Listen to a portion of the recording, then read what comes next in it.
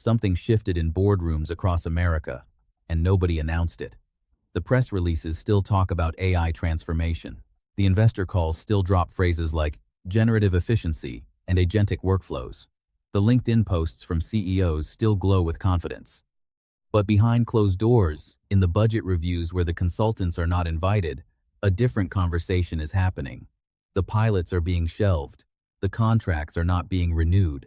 The headcounts that were cut to fund the future are not coming back, and the future has not arrived. This is the story the AI industry does not want told, and the deeper you look at the data, the worse it gets. Let's start with the number that should have made headlines everywhere. A survey of more than 300 senior executives at Fortune 500 companies, published in May 2026, found that nearly half, 48%, now describe AI adoption as a massive disappointment. Not a work in progress, not a slow build, a massive disappointment. And that number is up from 34% the year before. So it is not stabilizing, it is getting worse.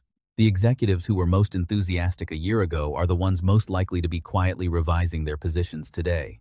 But that is only the beginning. The same survey found something that should be printed on a billboard outside every AI vendor's headquarters. 75% of executives, 3 out of 4, admitted their company's AI strategy is, in their own words, more for show than actual internal guidance. More for show. That is not a fringe complaint from a disgruntled middle manager. That is the self-assessment of the people who approved the strategy, signed the contracts, and stood at all-hands meetings telling their workforces that AI was going to change everything. They built the strategy for investors. They built it for the stock price. They built it to look like they were keeping up.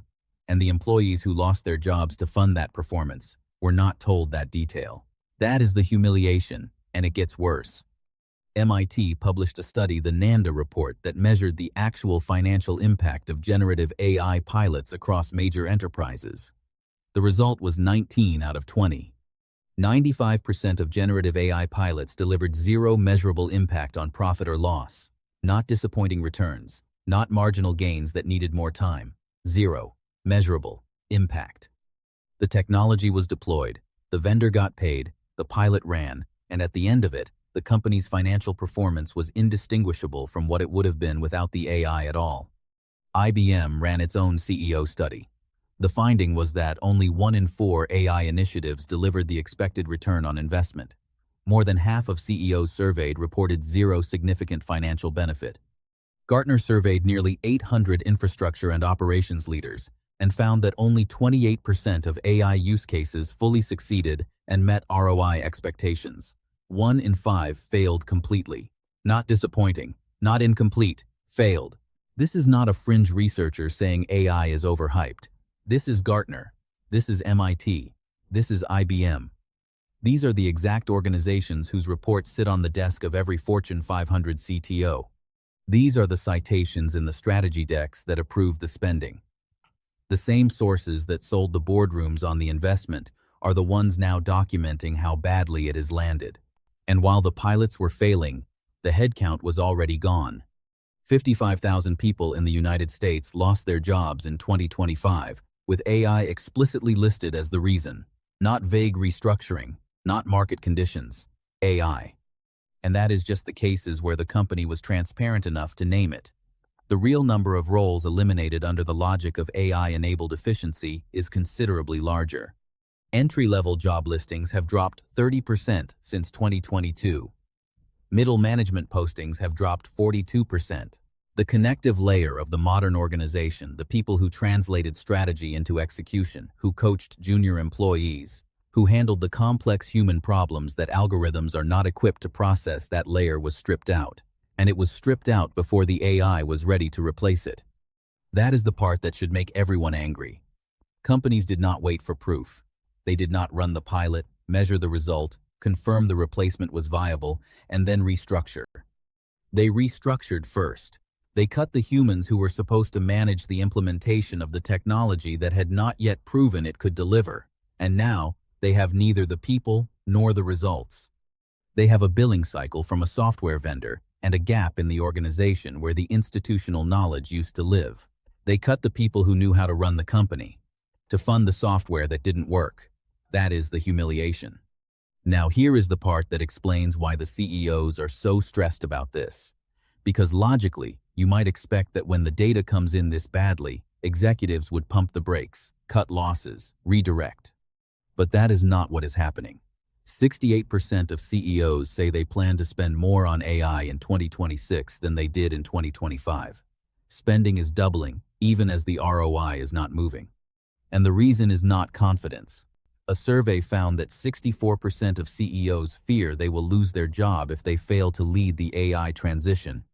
73% describe stress or anxiety about their company's AI strategy. 38% describe that stress as high or crippling. They are not buying more AI because it is working. They are buying more AI because they are terrified of what happens if investors think they stopped trying. This is not a technology strategy. This is executive self-preservation dressed up as corporate transformation, and the result is spending that doubles on a foundation that has not delivered. They were not afraid of missing the AI revolution. They were afraid of being seen to miss it. Those are completely different problems, and only one of them costs billions of dollars and 55,000 jobs. So, what did they actually build with that money? Companies plan to spend an average of 1.7% of revenue on AI in 2026, more than double the previous year's figure. In many large enterprises, AI is expected to consume between 25 and 50% of total IT budgets within 2 years. That is not a line item. That is a gravitational field pulling money out of every other part of the operation. And almost nobody accurately predicted what it would cost. A cost governance study covering more than 300 enterprises found that 80 to 85% of companies missed their AI infrastructure forecasts by more than 25%. Not a rounding error, not a minor variance. More than a quarter of the actual bill was invisible in the planning document, some missed by more than 50%. Because AI spending does not show up in a single budget line. It spans GPU compute, model licensing, data infrastructure, security overhead, change management, and training costs that live in different departments and different fiscal cycles. Companies thought they were buying software. They were actually committing to an infrastructure dependency whose total cost they could not measure until the bills started arriving. Gartner had a name for the phase that arrived. In 2025, Gartner's official hype cycle for artificial intelligence placed generative AI in the trough of disillusionment. That is the technical name for the stage where experiments fail to deliver, inflated expectations collide with operational reality, and providers of the technology begin to shake out. Gartner defined it plainly. Interest wanes as experiments and implementations fail to deliver. The boards that cited Gartner reports to justify the AI investment are now reading Gartner reports that name the failure phase. The strategy decks that said, as per Gartner, are suddenly a lot quieter. Gartner called it. The trough arrived, and the companies that restructured themselves around the peak of inflated expectations are now living in the consequences. But here is the part that almost nobody is saying out loud. The cancellations are not being announced. This is not a press release. This is not a CEO going on stage to say the AI strategy has been revised. The retreat is happening in silence. Pilots quietly expire. Renewal conversations get deferred. Project roadmaps get reprioritized. Budget line items get absorbed into vague digital transformation categories that nobody scrutinizes in the quarterly report. Workers in Reddit threads and LinkedIn comment sections are watching this happen from the inside, asking why the AI tools their companies spent months deploying have gone quiet, why the dashboards stopped being updated, why the vendor support calls have stopped. They are not announcing the cancellations. They are just letting the pilots expire. That is what quiet looks like at enterprise scale. Morgan Stanley found that only 21% of S&P 500 companies could cite a measurable AI benefit at all. Not a strong benefit, not a transformational benefit, any measurable benefit. The other 79% have been spending without being able to point to the result, and the financial markets have started to notice. Citi identified what is called a credit spread penalty for companies classified as AI adopters versus AI enablers. That means institutional lenders are charging companies more to borrow money if those companies spent heavily on AI without demonstrating returns. The debt market priced the gap before most boards even acknowledged it existed. The people with the most to lose from being wrong about AI Notice the gap before most boardrooms admitted it was there. And the people who built the infrastructure underneath all of this are starting to feel the pressure from a different direction. Hyperscalers, Microsoft, Amazon, Google, Oracle are on track to spend $675 billion on AI infrastructure in 2026, up 63% from the prior year. Cumulative investment across the decade is projected to approach $3 to $4 trillion. That is data centers, chips, power infrastructure, cooling systems, and tens of thousands of AI engineers. The entire model depends on Fortune 500 companies expanding their AI consumption year over year. If those companies are quietly letting pilots expire, the demand signal that justifies the infrastructure bet starts to look fragile.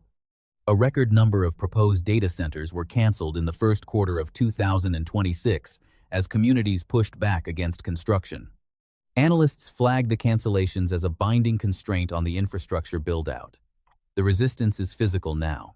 It is in the planning boards and the power grids and the community meetings. The infrastructure is real, the spending is real, the returns are not. And the math only works if that changes.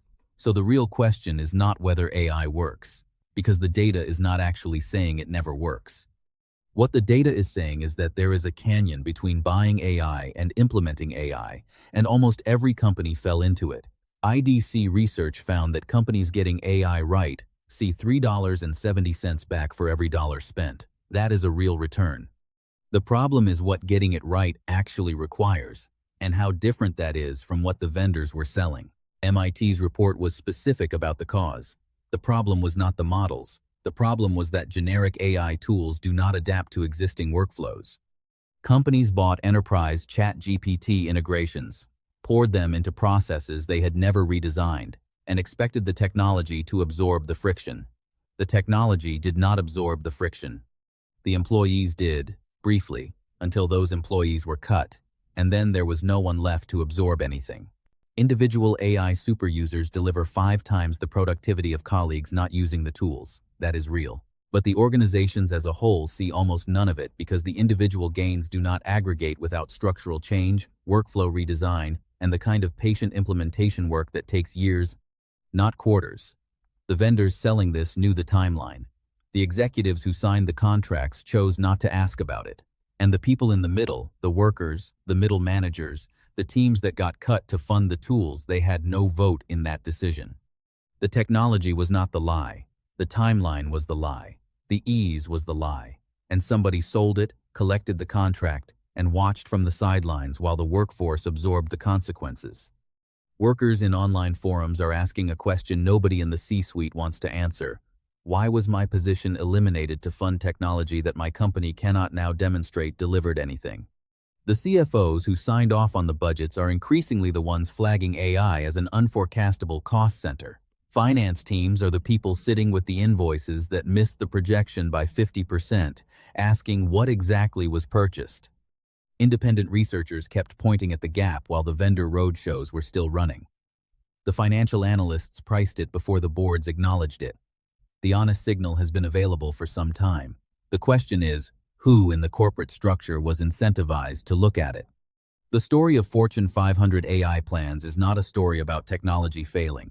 The technology has not failed in the sense of being incapable. The research is clear that it can deliver. What failed was the model that was used to sell it, the timeline that did not exist, presented as inevitable, the ease that required years of structural work, sold as a feature, the transformation that needed patient implementation, marketed as a quick deployment. And the executives who bought that story were not blameless. They were afraid of the wrong thing. They were afraid of looking like they had missed the wave, so they bought the wave without asking what it would cost or whether it was real. And the people who absorbed the cost of that fear were not the executives. They were the employees. 75% of Fortune 500 AI strategies were more for show than substance. That is not a critic's characterization. That is what the executives said about themselves when they were surveyed anonymously. The show was for investors. The substance never arrived. The people who lost their jobs to fund the performance are not going to get a press release explaining that. They are going to watch the CEO of their former company appear on a panel at a conference in 2027, talking about lessons learned and the importance of getting the fundamentals right. The real question is not whether AI is coming.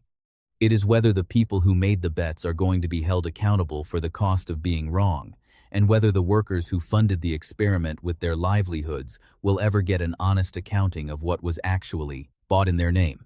Because right now, 79% of S&P 500 companies cannot point to a measurable AI benefit. The pilots are expiring in silence. The strategy was more for show. And the people who were cut to pay for the show are the only ones in this story who are not getting to be quiet about it.